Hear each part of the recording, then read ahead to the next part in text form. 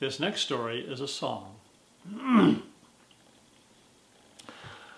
The other night I was invited to a funeral, but to me disappointment, the fella didn't die.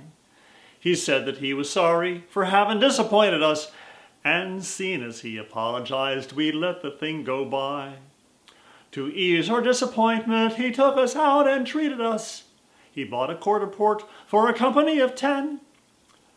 When somehow he was asked whose money he was squandering, the fella took his wallet out. We didn't ask again. Well, we got the concertina out all for to make some merriment, though none of us could play it, and we tried our best and worst. We made an awful noise in it, and if it's any benefit, we played the thing so carefully that all the bellows burst.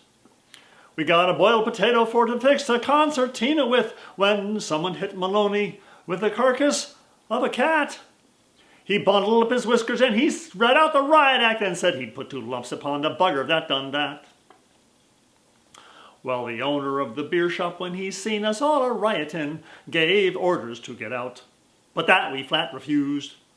So he whistled up some loafers that were standing round the corner, and for 10 or 15 minutes we were bodily abused. When we left the beer shop, down the road we started. A bunch of hungry urchins, they pelted us with mud. We told them for to chuck it, and they said that they were doing that. And then they all ran off and left us where we fell or stood. Well, the Salvation Army waited right around the corner, and they rifled all our pockets as they sang that we were saved. And little John McGinty got escorted to the station for the song that he was singing and the way that he behaved. All for to free McGinty, we all took off our undershirts, and to the local pawn shop we took the bloomin' lot. We told them that we wanted only 10 and 6 on them. "There's enough on them already," was the answer that we got. Well, we got the 10 and 6 up all for to free McGinty with. Bad luck to the beer shop we passed along the way. Of course we couldn't pass it without having some refreshment, so we squandered every penny of the fine we had to pay.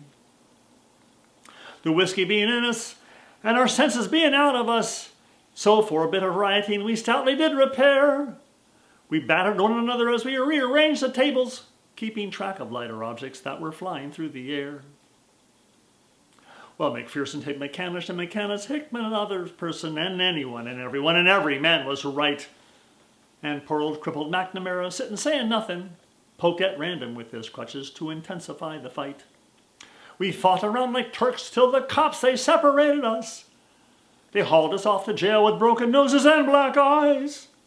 I got 30 days in prison, and to me it was a lesson that I'll go no more to funerals until the fella dies. Now, boys and girls, these are professionals. Do not try this at home.